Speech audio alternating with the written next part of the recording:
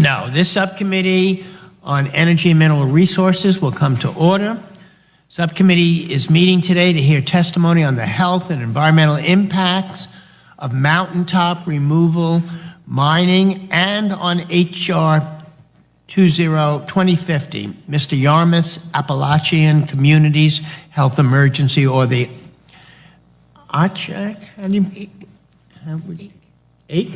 or the AIC Act. I like that, the AIC Act.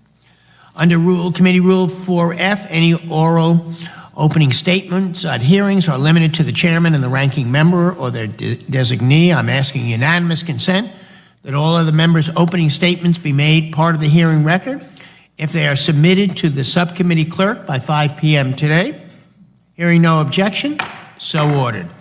I also ask unanimous consent for Congressman Beyer to sit on the dais and participate in this afternoon's hearing. Hearing no objection, so ordered. I would first like to welcome the witnesses and thank them for being here today. Some impacts of mountaintop removal mining are highly visible. The massive scars it leaves on the landscapes can be clearly seen in photos taken from space. Other impacts, such as the suffering of the people of Central Appalachia, have been largely invisible to those who do not live there. Mountaintop removal mining destroys homes and communities, makes air and water toxic, and causes higher rates of heart, lung, and kidney disease, birth defects, and cancer. Yet, Congressional Republicans and the Trump administration keep accepting the coal industry's excuses for mountaintop removal mining. Coal industry says regulations are an unnecessary burden, that mountaintop removal practices are safe and environmentally friendly. The fact is, mountaintop removal mining has already poisoned 4,000 miles of streams and spoiled an area the size of Delaware. The coal industry says protecting this mining practice protects jobs. The fact is that mountaintop removal mining replaces most jobs with explosives and heavy machinery. Cheap natural gas and basic economics replace the rest. The coal industry says, just give us one more mountain to flatten. Let us dig a few more tons of coal, and if you do that, we promise Appalachians they will have prosperity. The fact is that they've been saying that for 100 years. They have devoured 500 mountains, dug up billions of tons of coal, and still the region suffers. It's almost as if the coal industry has been using the people of Appalachia to build its own wealth and power, extracting the hard work from mining communities the same way it extracts coal, and leaving nothing behind but poverty and health problems. Let me be clear. The people of Appalachia played an important role in the history of our country. Appalachian coal miners were instrumental in us winning the Second World War. But also the science is undeniable. Mountaintop removal mining is harmful to the health of people who live nearby. In 2016, at the urging of the Appalachian communities, the Department of Interior funded the National Academy of Sciences to study the issue. But halfway through that study, the Trump administration canceled it.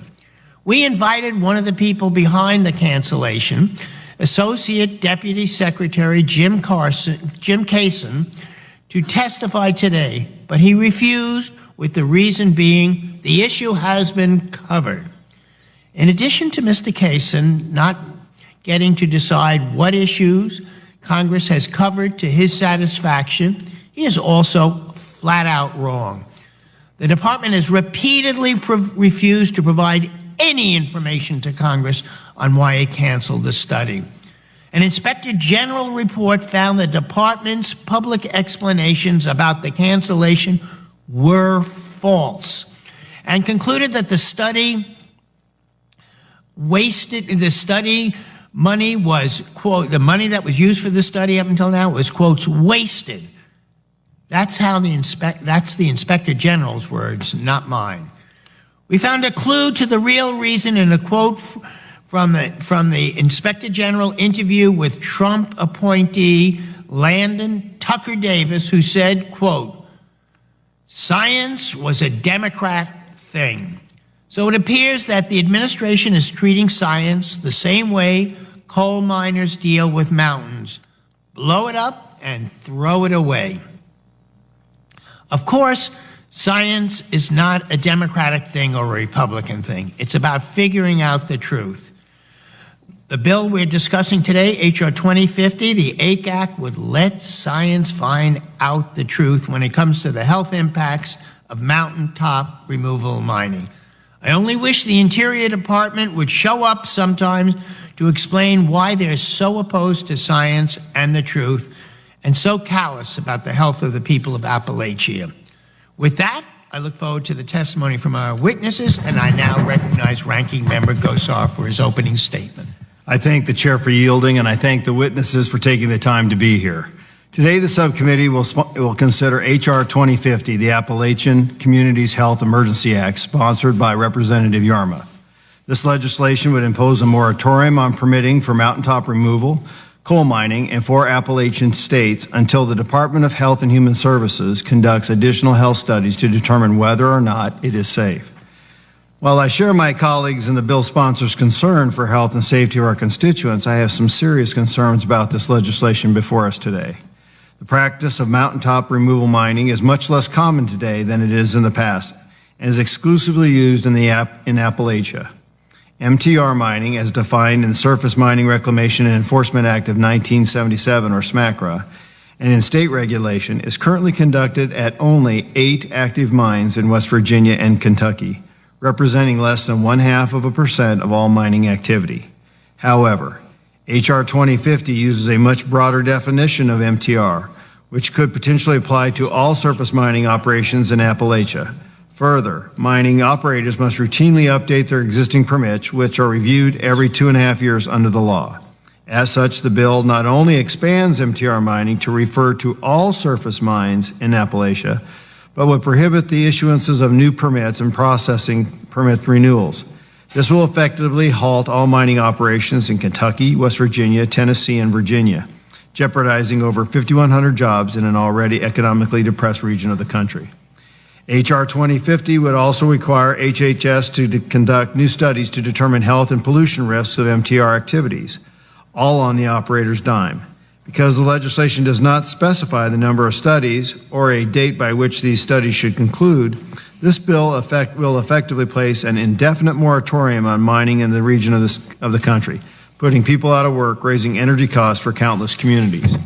This bill would also impose additional regulatory requirements in an already heavily regulated industry. Coal mining, including MTR and the remediation of mines after operations cease, is already regulated by the Office of Surface Mining Reclamation and Enforcement under SMACRA. West Virginia, Virginia, and Kentucky each have primary authority under SMACRA to regulate all coal mining activities within their borders, and OSMRE regulates all mining activity in Tennessee. The bill would force operators to conduct open-ended monitoring requirements which go above and beyond the existing requirements under SMACRA and the Clean Water Act. The additional time and cost of these requirements could significantly slow production or halt operations altogether.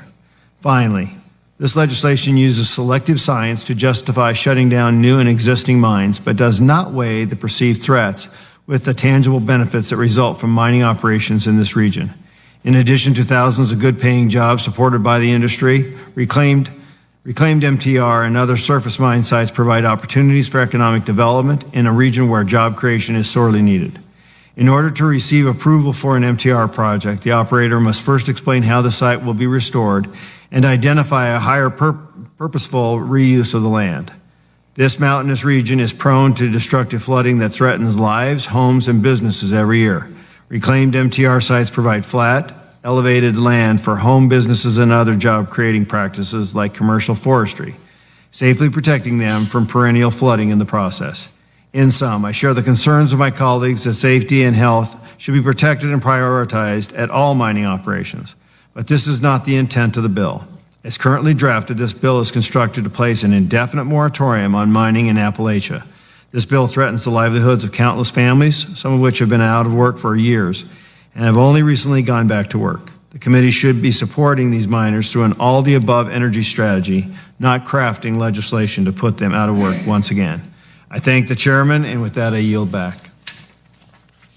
Thank you. I will now introduce today's first witness, Congressman John Yarmouth, representative for Kentucky's 3rd Congressional District and the original sponsor of H.R. 2050, the Appalachian Communities Health Emergency Act. Mr. Yarmouth, you are recognized for 5 minutes, and welcome to the committee. Thank you very much, Chairman Lowenthal, Ranking Member Gosar, and members of the subcommittee. Thank you all for inviting me here to testify today. This bottle of liquid was given to me in early 2011, taken directly from the spout in the home of the Arias family near Island Creek in Pike County, Kentucky in December 2010. The liquid is reddish orange in color, and if I leave it sitting here on this table long enough, you'll slowly see it sort into layers at the bottom.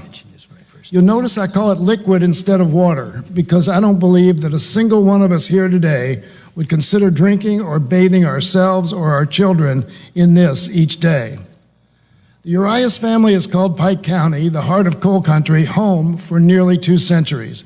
They've relied on well water for years, but as mountaintop removal mining became more prominent, the constant barrage of blasts from nearby mining sites shifted the ground underneath them, and their well dried up. They dug another, which also failed. This water is from their 3rd well, where chemicals from nearby blast sites and water runoff have leached into the water table, resulting in arsenic levels more than 130 times the level deemed safe by the EPA.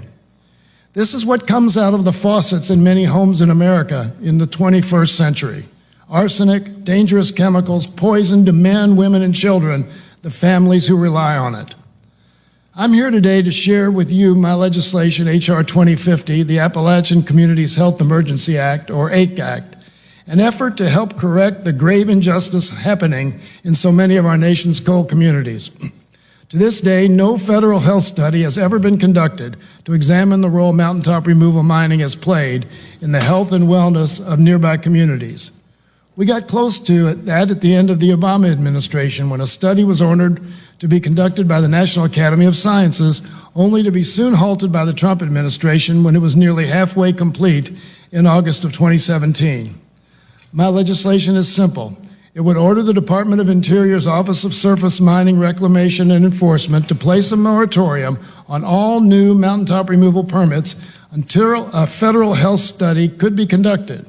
If the surface mining methods being used are determined to be safe by the Department of Health and Human Services for the health of those in surrounding communities, permitting can continue as planned. But until and unless that determination is made, we should not allow that practice to continue. Do not get me wrong, I am personally opposed to mountaintop removal mining and believe it should be banned entirely.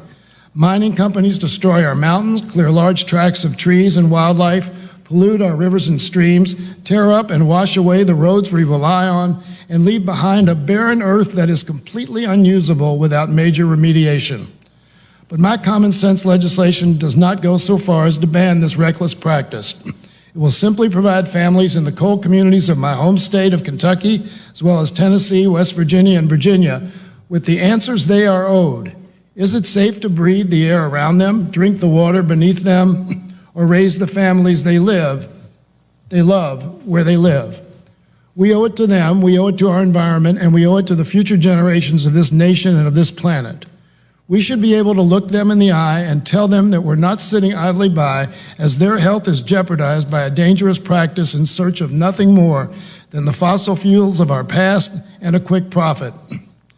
When unsafe levels of lead were discovered in the water supplied to congressional offices in the Kennett House building nearly 3 years ago, all hell broke loose.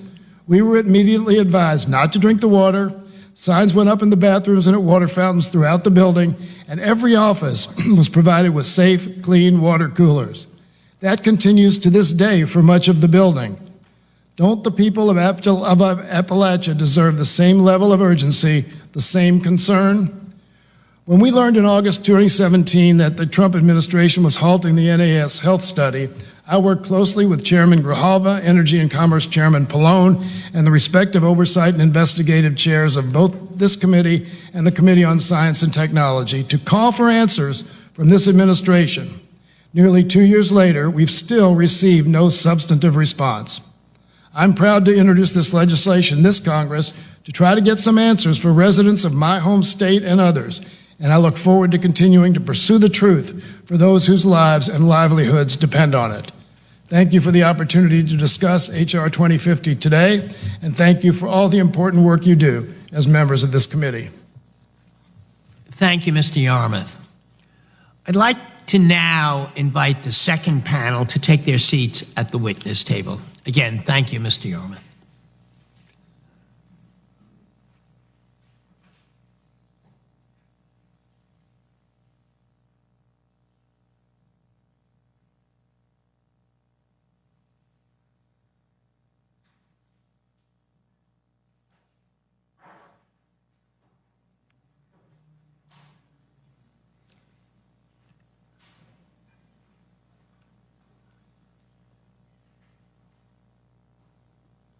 I think they're going to call the votes right now.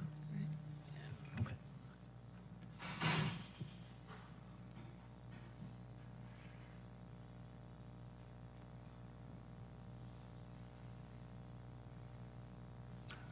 All right, they have not yet called votes, so this is not just a futile exercise.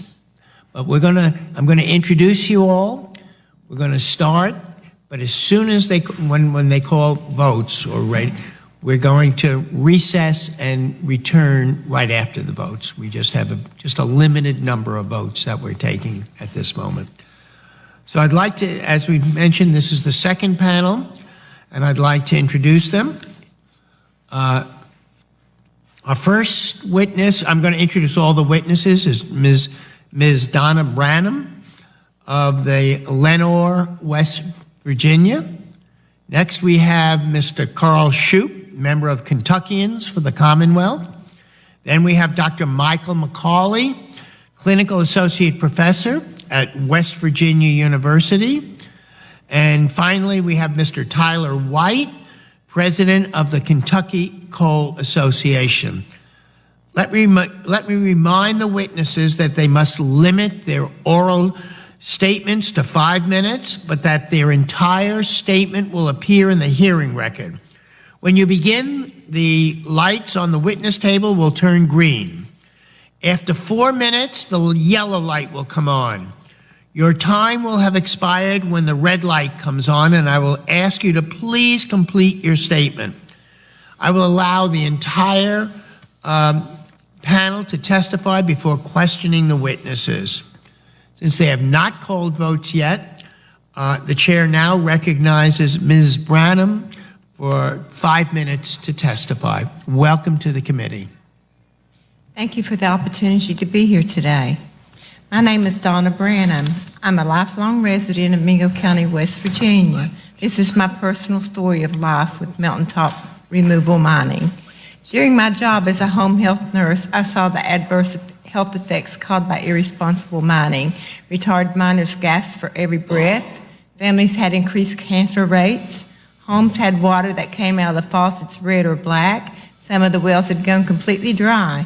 I also work as a county school nurse. I noticed an increase in respiratory problems in our children, attention deficit, and cancer rates in small children.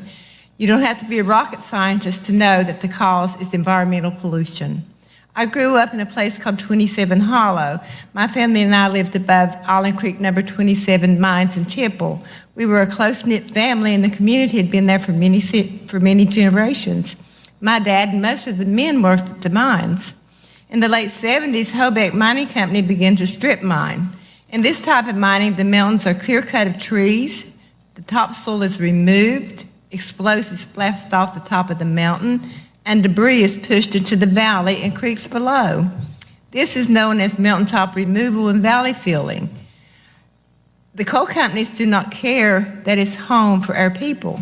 The dust and smell from the mines were ever present. The dust created by blasting was so intense, sometimes you could hardly see to drive. Dust got into our homes, into our cars. When you blew your nose, they would be set on the tissue. The mining caused a lot of problems for my parents and the other residents of the community. The blasting was so strong, it damaged the house, cracked the foundations and walls, and caused the roof to leak.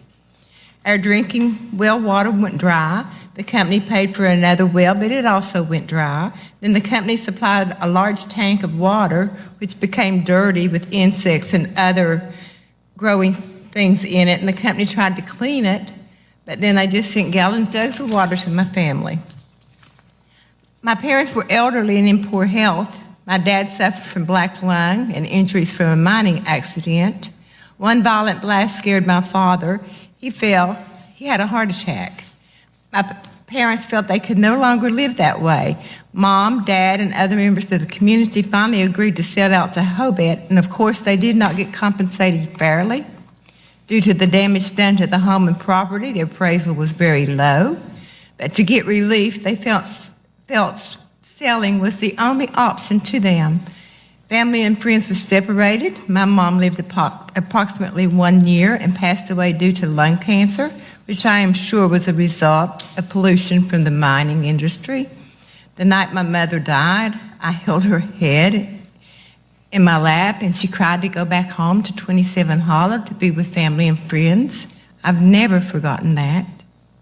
It still lives with me today. My husband and I purchased a farm in Mingo County in 1995. We built a nice home there. There was no mining close by, and we never expected any mining in the future. We believed that better surface mining regulations and enforcements would spare us the problems my parents had faced. Unfortunately, that was not the case. Each time I learned of an application for a surface mine near my property, I contacted the DEP. I informed them of my fears and anxiety about dust, water pollution, and damage to properties and wells from blasting. I explained how I used the creeks and springs to supply clean water to my barn, my fish pond, my garden. My children and grandchildren played in the creek. I was assured by both DEP and coal company that if water contamination ever happened, they would furnish me with clean, potable water. When I asked if that included living the way I do, having fresh water available in the stream for my land and animals, the response from the coal company was absolutely no, this is ridiculous. In 2010, I had my well, stream, and spring professionally tested. The results showed some of the most pristine water in southern West Virginia. I learned that a water sampling company had been caught switching samples from creeks to hide water contamination. I was fearful this would happen near my home, so I purchased a conductivity meter to monitor my water supply. I also started checking other streams in the county. I was appalled at the findings. The conductivity was high, aquatic life was decreased in areas that once flourished, the creeks was discolored, some orange-black and large amounts of sediment was present in the creek. My own daughter had her well ruined by mining and had to rely on replacement water from the coal company. This replacement water caused my infant granddaughter to develop a skin rash and infection. There is now a giant mountaintop removal permit that comes within 1,500 feet of my home. When mining began near my property, blasting caused all the same damages that had happened years ago to my parents' house. I've recorded every blast, and sent it to the DEP. The DEP would inspect blasting logs and do nothing. The coal companies are able to do whatever they need to do. You're already gone over the 5 minutes. I'm going to ask you to make one last summary statement. Okay. The coal companies are able to do whatever they need to do to get the last bit of coal to, no matter the loss of the citizens, community, and environment. It is beyond time that Congress stepped in to help the communities of Central Appalachia. Thank you, Ms. Branham. Next, we're going to do one more, and then we'll come back right after. Maybe more members will come back also. Next is Mr. Carl Shoupe, member of Kentuckians for the Commonwealth. You have 5 minutes, Mr. Shoupe. Good afternoon, Chairman Lowenthal and members of the committee. My name is Carl Shoupe. I'm from Benham, Harlan County, Kentucky. I'm a third-generation coal miner. Until recently, my son was also an underground miner. He just completed training in energy efficiency and renewable energy installation and is starting his own business. That's a story for another day, but I'm proud of him. I spent my 19th birthday in Vietnam, where I served with the United States Marines. I came home from the war and went into the coal mines. Shortly after that, I was crushed in a rock fall that almost took my life. With thanks to God, I'm still fighting to build a brighter future for my grandchildren. I live below the highest point in Kentucky. We live in a valley that is home to 3 historic mining communities, Cumberland, Benham, and Lynch. We live in a teacup, a fragile basin that is still untouched by strip mines with their explosives and bulldozers. But to the west, east, and north of us, our mountains have been ravaged. Our teacup is still pure with water and healthy streams. Our homes still rest on fairly solid foundations. Our mountains are covered by some of the most diverse hardwood forests in North America. Our communities have developed some excellent tourist attractions, but all of that is now at risk. As we speak, a coal company is seeking a permit to strip mine the ridge behind my home. They plan to go up the entire valley. If that happens, it will endanger our health, safety, peace of mind, property, tourism economy, drinking water, and hope for the future. Today, behind my house, clear cutting is starting to happen, even before they get permission to mine. Eventually, they will begin to cut new roads on our steep hillsides to make way for drilling machinery, dozers, and trucks. Then comes a knocking on the door. The coal company shows up with a pre-blast survey, inspecting for damage before their blasting starts. Then reality hits. Our homes may soon be cracked or rocked off their foundations by explosions powerful enough to turn mountains to rubble. Presently, we are fighting to protect our little teacup, but in most cases, the company gets its permit. Let me share a few brief stories from friends in nearby communities. In Floyd County, my friend Rick had to move away from the land where his family had lived for 200 years due to toxic runoff from Mountaintop mining behind his home. Rick is a quiet and stubborn man. He did everything he could to hold the company accountable. He became an expert in water testing, documented everything, hired a lawyer, and organized. He even slept in the governor's office for 3 days and took the governor on a tour of his land. But he was being poisoned. He had to leave. In Letcher County, my friends Sharman and Jeff have spent 30 years in a log cabin set in a meadow below a big mountain. A few years back, their piece of paradise was turned into a war zone by a huge strip mine up on the hill. Since then, they've endured constant blasting, beeping trucks, clouds of dust, buried in poisoned streams, and contaminated well water, like too many others in their community. Sharman was recently diagnosed with cancer. Jeff was emphysema, although he's not a smoker. In Martin County, where strip mining has taken 20% of the landscape, my friends Nina and Mickey remind us that living in the shadows of mountaintop mining is also deeply damaging to mental health and the community well-being. As Nina says, witnessing this destruction in the name of corporate profit contributes to a sickness of hopelessness and the loss of faith in our democracy. Health studies tell us that our studies are not isolated. Many serious conditions, including cancer, birth defects, and heart and lung disease, are more likely to affect people near mountaintop mining sites than people in a few counties away. I've traveled a long way to be at this meeting because our communities need your support. We need Congress to partner with us in a just transition for our coal workers and communities. Congress must act now to end strip mining in Appalachia. We need your help to protect our health, water, and forest, invest in restoring and repairing our land, water, and people. We can build a bright future, but you have to stop the destruction. Thank you, sir.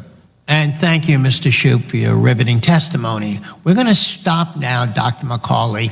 Vote. We now have just 4 minutes left to vote, and so we're going to rush down there and rush right back as soon as we can. So don't leave your seats, although you can take a bathroom break.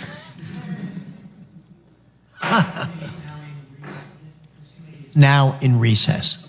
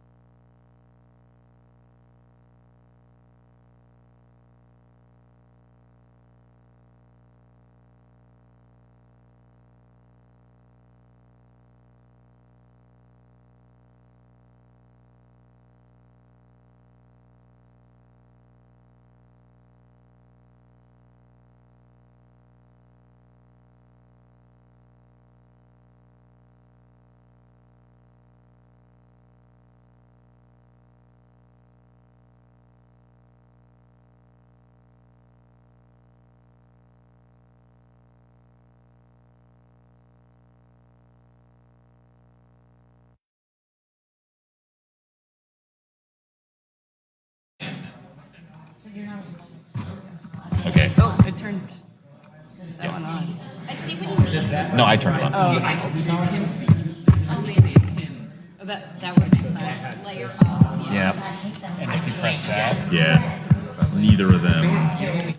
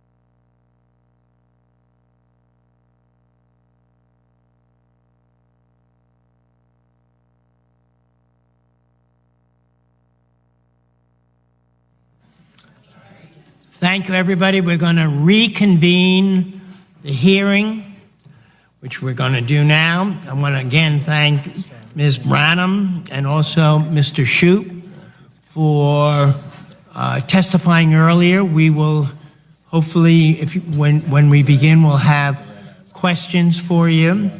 But now the chair recognizes Dr. McCawley for 5 minutes. Welcome, Dr. McCawley. Thank you. Good afternoon, Chairman Lowenthal, Ranking Member Gosar, and members of the House Subcommittee on Energy and Natural Resources. My name is Dr. Michael McCawley. I have a doctorate in environmental health from New York University, over 40 years of experience in the field with government, academia, and industry, over 60 peer-reviewed publications in my field, and I am currently a clinical associate professor in the West Virginia University School of Public Health. I come before this committee to offer testimony on the state of health in the areas of mountaintop removal activity in Appalachia, particularly in southern West Virginia. As a scientist, my own research has concerned assessing the air pollution exposure to residents in that same area. My findings clearly show that there is evidence to believe the air pollution levels in this region are sufficient to account for an increased prevalence of disease. I believe there is also ample evidence in the scientific literature to conclude that the relationship is not simply correlative, but causal. A true and unbiased review of the published scientific literature would, I believe, support that conclusion. The exposure assessment work that I carried out there with my graduate student has shown that there is a statistically significant difference between the levels of ultrafine particles in the mountaintop removal areas and a control area of eastern West Virginia. Dr. Michael Hendricks, who published extensively on the health of the population in mountaintop removal mining areas, used these same areas for his health effects studies. For those unfamiliar with the term, ultrafine particles are less than 0.1 micrometers in diameter. That is approximately 1/1000th the diameter of a human hair, and that is the upper boundary of the size of these particles. These ultramicroscopic size particles have been found to be highly inflammatory when living cells are exposed to them.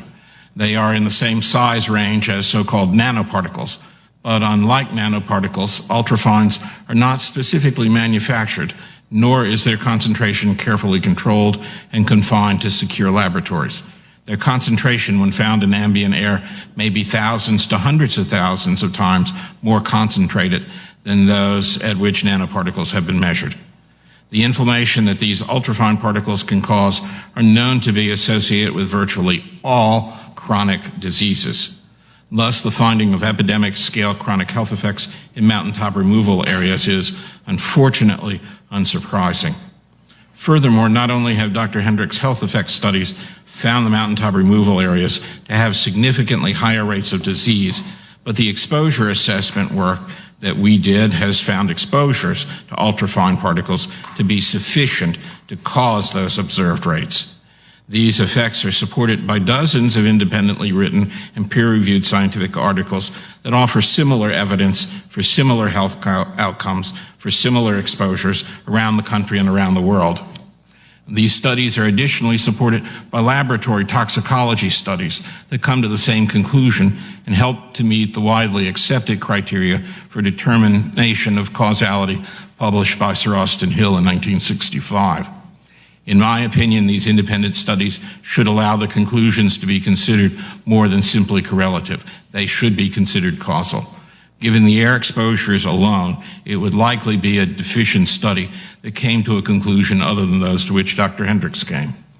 The coal miners working in and the citizens living near these mountaintop operations have suffered the consequences of exposure to these operations for too long.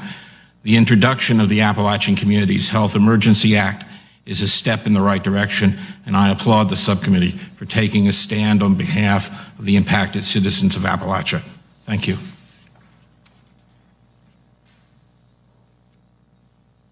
Thank you, Dr. McCawley.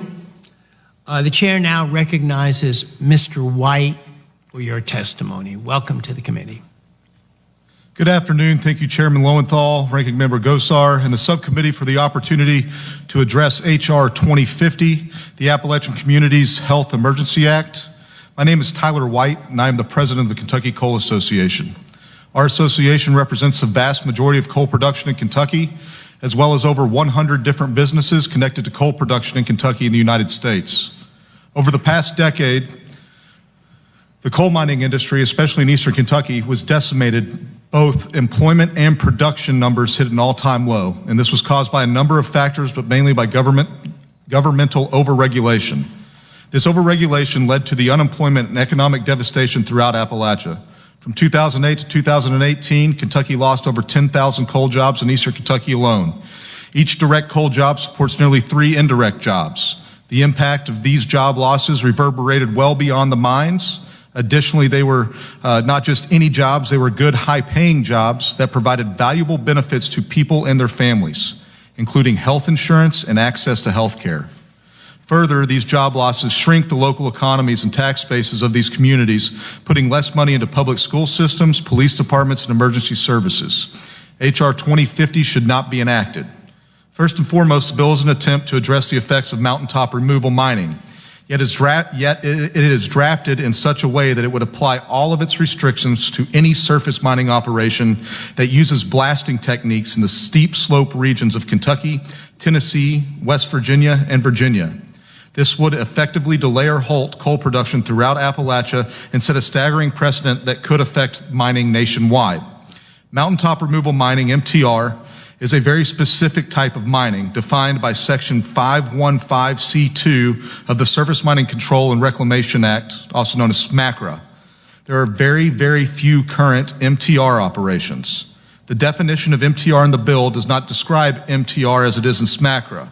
The language describes most surface coal mining operations in the country and simply adds a geographic location in a seemingly subjective manner.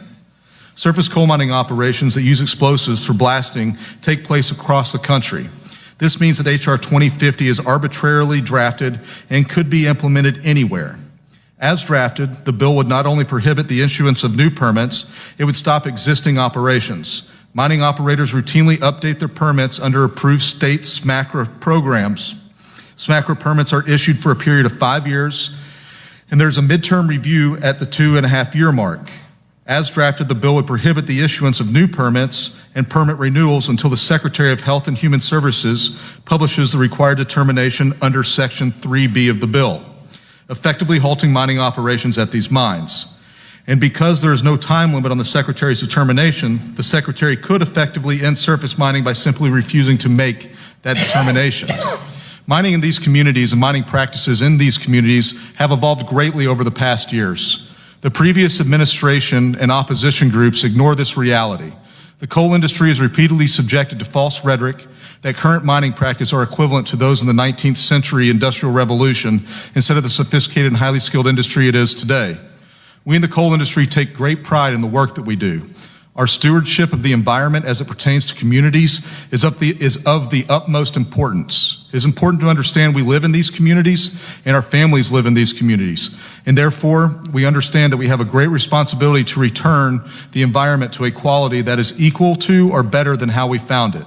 In fact, many of our modern mines return the land and water quality to a condition better than pre-mining conditions. We conduct strenuous tests throughout all of our mining processes to make sure our workforce and communities are safe and healthy.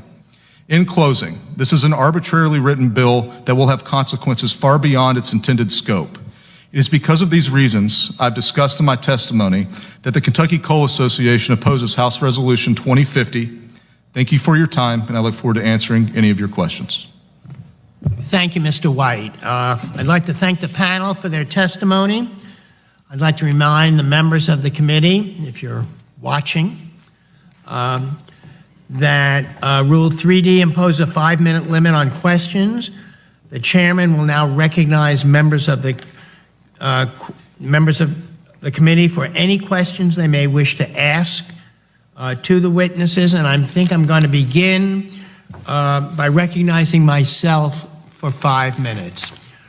I want to respond before the question to something that was just said by Mr. White about there's only a limited number of under federal law, mines that are classified as mountaintop removal under federal law. I'd like to say that in 2018, there were 169 permits across Central Appalachia that were producing coal.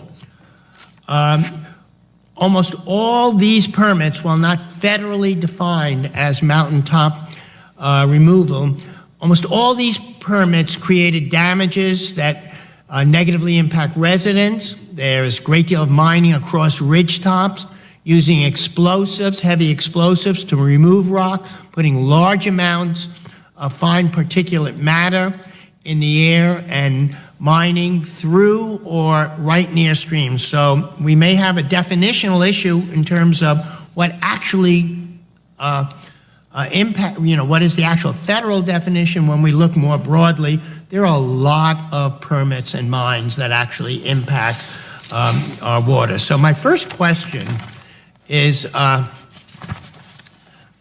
to Dr. McCawley. Because we're going to do the National Academy of Sciences, was going to do a study, but it was stopped by the present administration to study. And so the question to you is, why is this National Academy of Sciences study into mountaintop removal coal mining so important?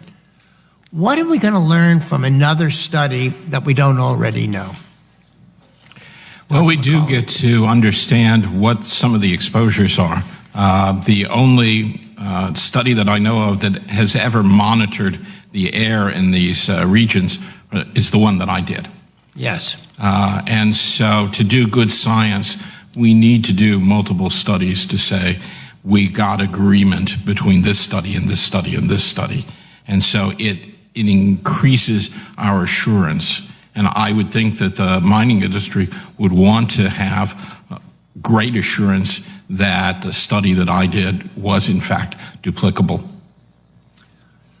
Ms. Branham, what's the relationship between, what is it like between coal companies in West Virginia and local communities that live near mountaintop removal mines? Do you, in your understanding, do these coal companies understand the harmful impacts of their operations, or do they work closely with local residents to lessen these impacts? It has been my experience through my observation that most of the coal companies are told of the detrimental effects that they have on people and community and health. They choose to ignore them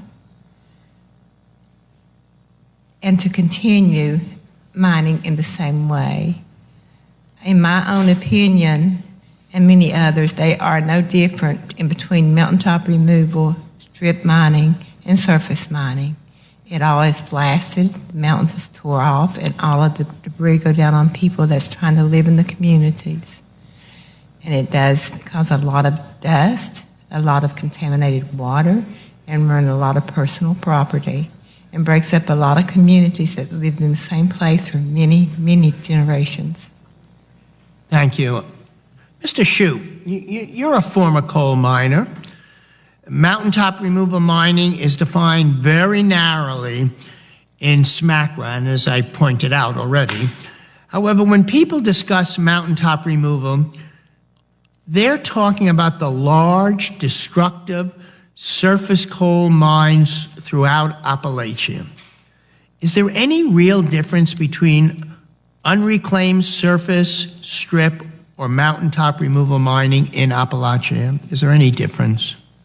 In my opinion, Mr. Chairman, there is no difference. It's all, just like my friend here described, it's all very destructive and permanently destructive in most cases.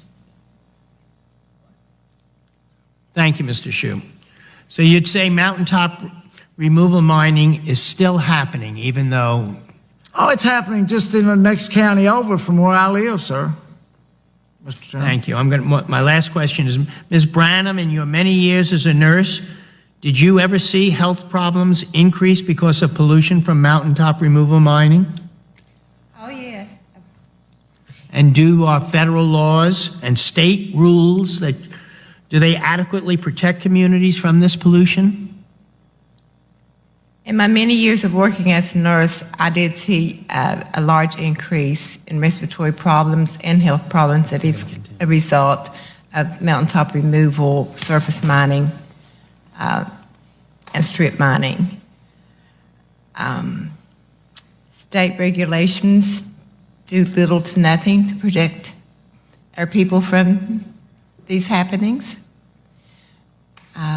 That's one reason why we're here today, so we can ask for your help. Well, again, I want to thank you for traveling so far to us and explaining that your feelings that they do not protect. I do have one more statement I'd like to make. Whenever you ask him about the mountaintop removal, there are active mountaintop removal 1,500 feet from my house in Mingo County, West Virginia. Thank you. Mr. Shoupe, we've heard, well, I'm going to stop now from the first round, and since there are no other members here, I'm going to open it up for a second round of questions, because I'm fascinated by the panel. Mr. Shoupe, we've heard the argument from some of our colleagues across the aisle. While mountaintop removal coal mining may be bad for people's health, it's far worse for people's health overall if they're out of work. What do you think of that argument? Mr. Chairman, they speak of work, and the trick to that is they say work, but like on a mountaintop removal site, you only got just a few people doing all this destruction. You got, a bulldozer. All you need is a bulldozer, a blaster, and a truck. What do they call them? D9 Caterpillar. Yeah, and a big truck. And what is that? 10 men maybe at the most. And in a deep mine operation, which they could do probably in the same seam of coal somewhere, that they could hire 3 shifts of men and make more employment for the community and not destroy the community. Mr. Shoupe, I want to follow that up. We hear a lot that if we would just get out of the way, and that coal mining is coming back, it's on the way back.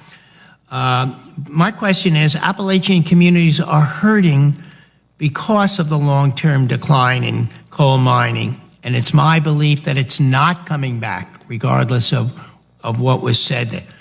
What do you think now, though, it's the most effective way to help people in these communities economically, and what should the federal government be doing if, in fact, we assume that it's not coming back, and it's not because of the regulations, it's because economically coal cannot compete any longer, and we're moving away from coal because of the cost, both health and economic costs of coal mining. So what should we be doing for these communities? Mr. Chairman, Central Appalachia, in Central Appalachia, the good, what we call in layman's terms, the good coal is gone.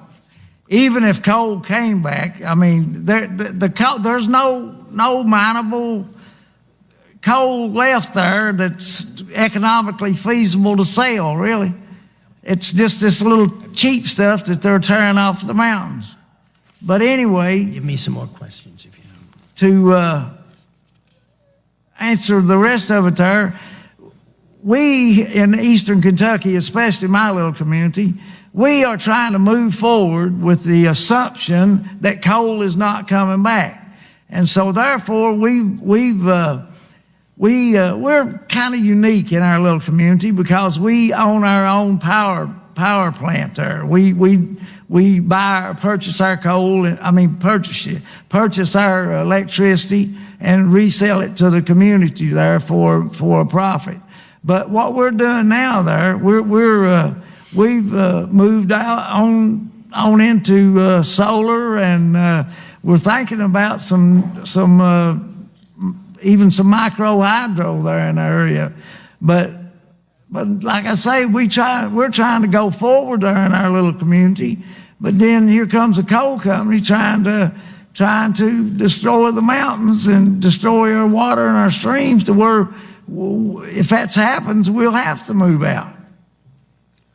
I'm going to ask Dr. McCawley a question. You know, in your testimony, you stated that the evidence of health impacts from mountaintop removal mining should be considered causal and not just correlative. Can you explain what you mean by that? Sure. A lot of times when we do epidemiology, we say we have two different things and that they correlate one with the other. The typical sort of correlation is as you eat more ice cream cones, you see more butterflies. Well, there's a correlation between eating ice cream cones and seeing butterflies. It's not a causal effect. The correlation, the co-relationship is with temperature. So there is an underlying relationship there that in fact is causal. And so the reason why I say causality is present here is because there are about 9 criteria that have been set forth and that science has accepted for a long time. It says if you meet most, and certainly if you meet all of these criteria, then you can say this thing causes this other thing, that there's a direct relationship between that.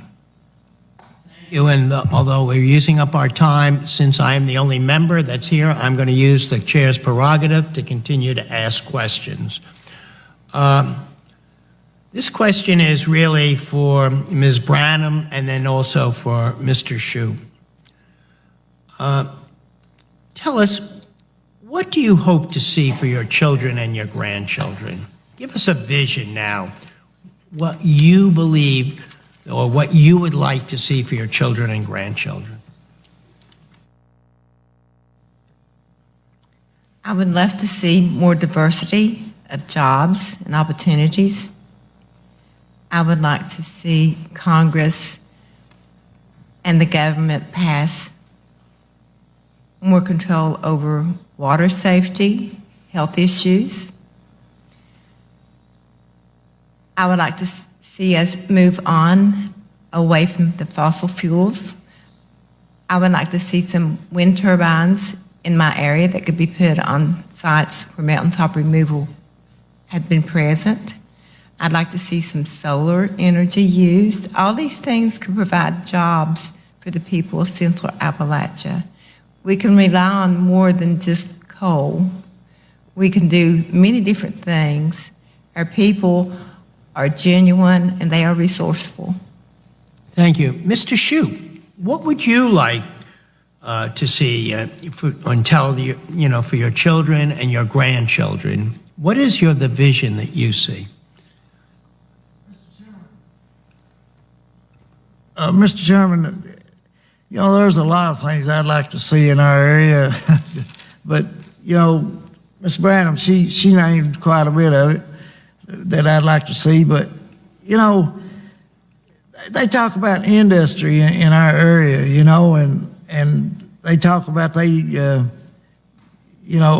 those lot of flat lands for these businesses that they're going to bring in and all that stuff. But so far, they haven't brought those businesses in. And so, with that being said, what I'd like to see is we can build our tourism in eastern Kentucky. We don't want a Dollywood down our type thing, but there's places and things that we could do down there to make tourism a viable industry in our mountains there in eastern Kentucky. Especially there where I live at the foot of the highest mountain in the state of Kentucky, Big Black Mountain. And we were talking earlier about some things that could be done up there. It's on the other side of the mountain in Virginia. There, they've destroyed a mountain over there and made a lot of big flat land. And we was talking about maybe putting a big parking lot and a big lift, and stuff, and maybe building it up to the top of Black Mountain and maybe build some type of rail around the top of that mountain going back down toward Cumberland. There was once a rail line around that mountain. The United States Steel done some mining up there. But there's just so many things that could be done in that areas, and like there's a lot of flat land that they've made from these mountaintop removal things, and you know, I foresee, and I'd like to foresee the starting up of using the solar panels, and we've got wind energy there in those mountains also. We get a lot of that southern flow wind and stuff, and you know, we don't want to like the big businesses there and stuff, but you know, we could have some businesses like that make these make the smaller parts for say wind turbines, or you know, or make some you know, even make the solar panels and stuff there to sell to other people and things like that. You know, I mean, and the fact is that our people want to stay there. They want, you know, we're hillbillies. We want to stay in those mountains. That's what we want to do. And we're good workers. And coal miners can do anything. They can be retrained to do anything. And so I'd like to just see that industry there to where my kids could stay and make a living, grandkids. Now, what I'd like to do is to ask the three of you, Ms. Branham, Mr. Shoupe, Dr. McCawley now, you've all expressed concerns about, and your stances, you've been pretty clear on some of the dangers and the problems with mountaintop removal, coal mining. So the question I have for you is, should we be just banning all mountaintop removal mining? Should it be banned completely? Ms. Branham.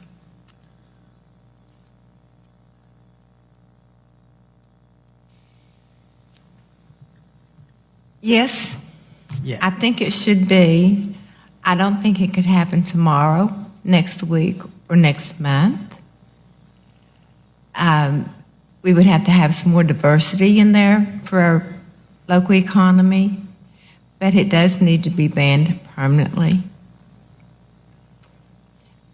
Mr. Shoupe, should we just be banning it completely?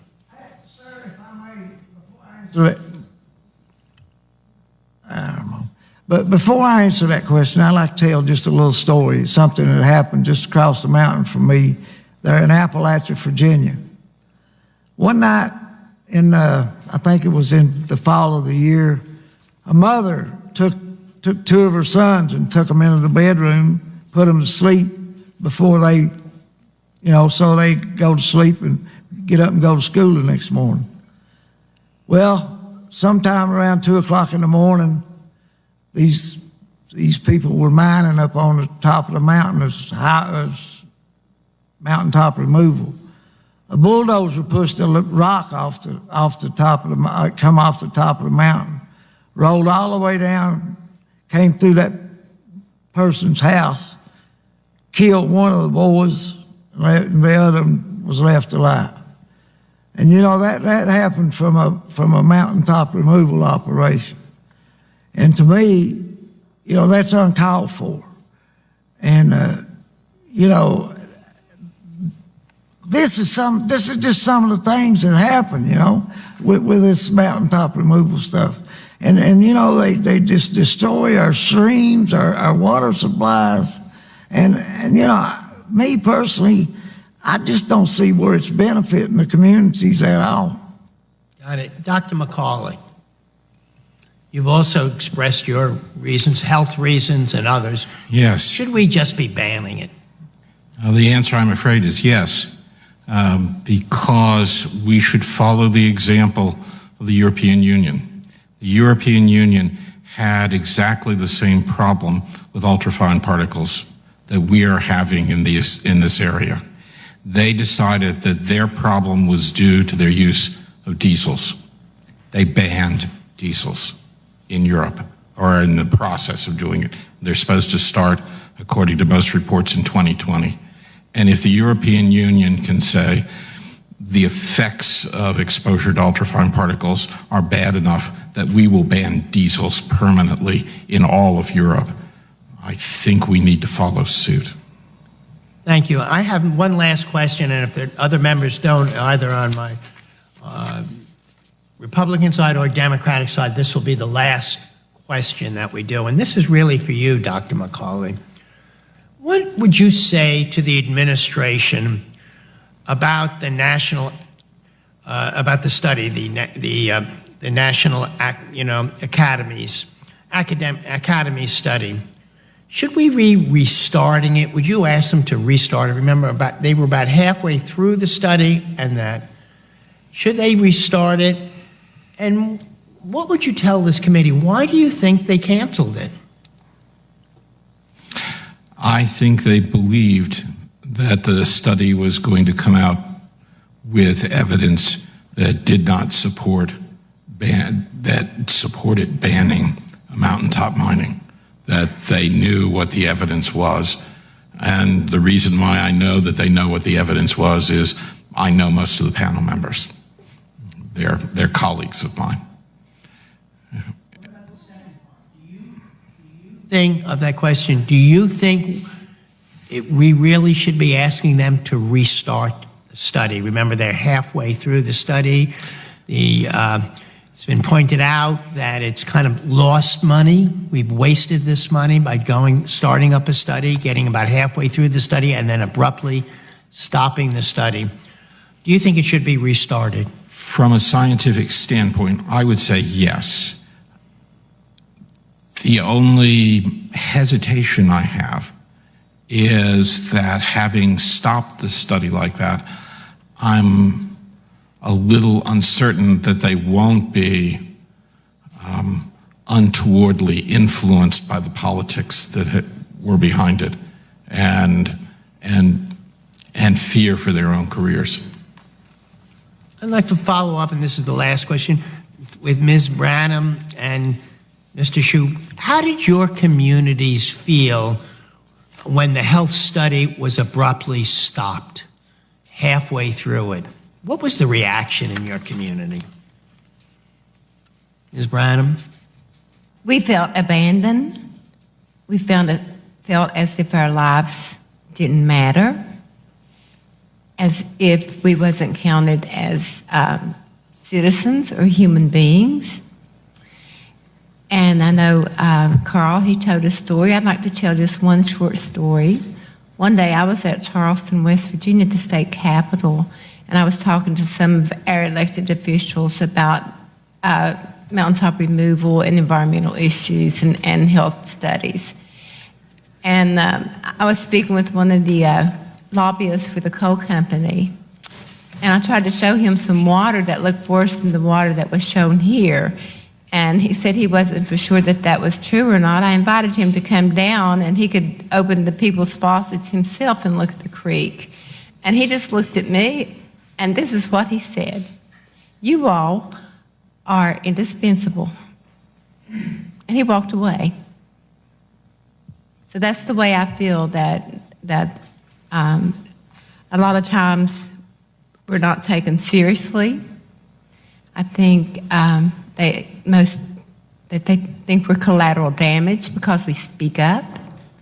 I want my children, my grandchildren, the future population of this great country to know that we have rights and citizens can speak up and be heard. Thank you. And we have another member has come. And so I will give you the opportunity, and I recognize you for 5 minutes of questioning. Thank you so much, Mr. Representative. Chairman, and thank you for holding this important hearing today. Sorry, I've been running in and out. Several committees are meeting all at the same time. And I also want to thank Representative Yarmouth for this thoughtful legislative proposal. In my home state of Colorado, we don't have any mountaintop removal mines, but we do have the sixth most highest number of coal mines that are abandoned in the U.S. And, you know, many communities in my state, particularly those mountain communities, are dependent on mining jobs, and they've created many thriving small communities in the Rocky Mountains, but in time, the mines ran out of coal and the mining companies moved out. And of course, we had terrible environmental damage and economic distress. And so I think we can probably all agree we just shouldn't leave those communities on their own once the mining companies move out to then try to pick up the pieces as best they can. So I have a couple of questions around that. Ms. Branham, what are some of the negative economic impacts on communities that are heavily dependent on mining, particularly a single fossil fuel like coal?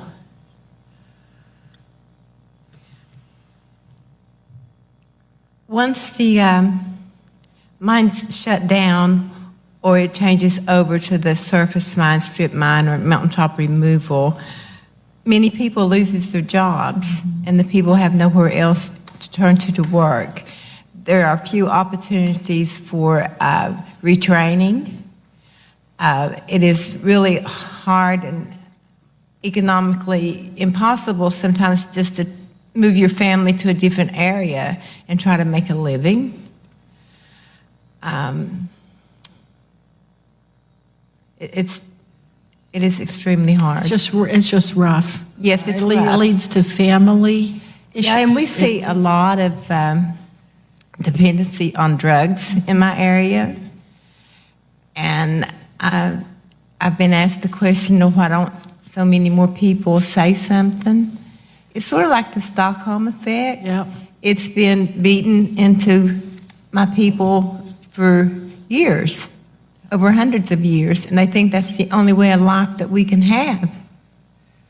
Mr. Shoupe, I want to ask you the same question. What kind of economic and social impacts do you see on communities that are so heavily dependent on one industry like mining?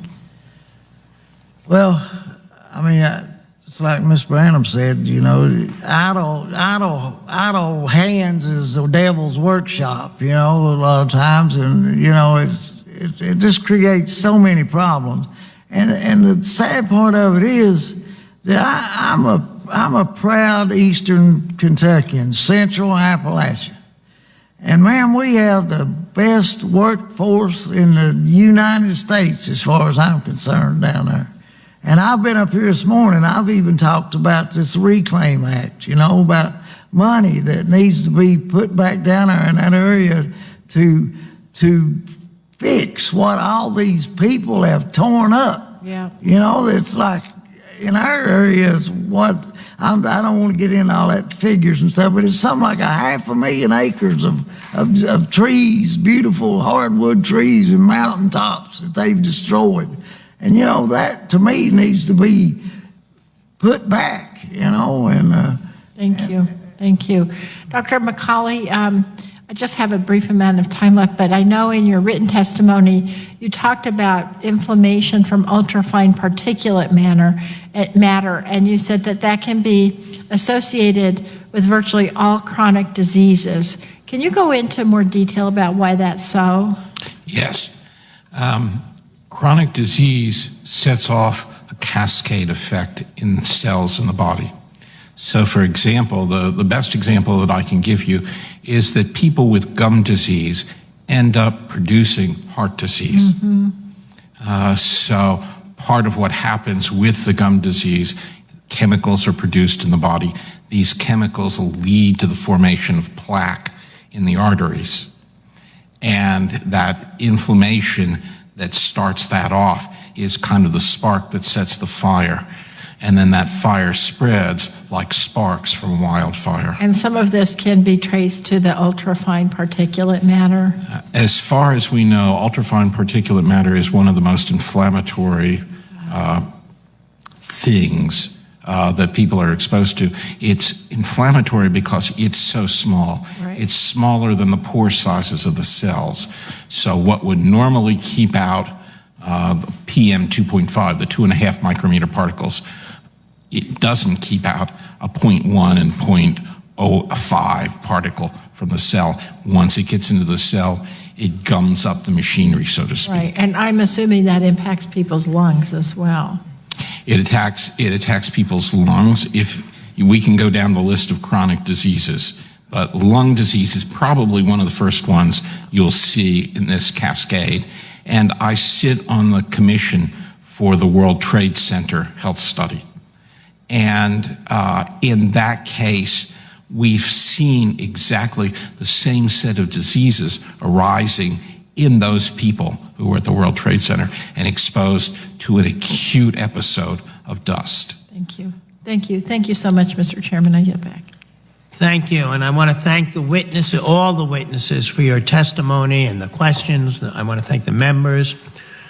The members of this committee may have some additional questions for the witnesses, and we're going to ask you all to respond to those questions in writing. Under our committee rule, Rule 3.0, members of the committee must submit witness questions within 3 business days following the hearing. And the hearing record then will be open for 10 additional business days for your responses. If there's no further questions or no further business, without objection, this committee now stands adjourned.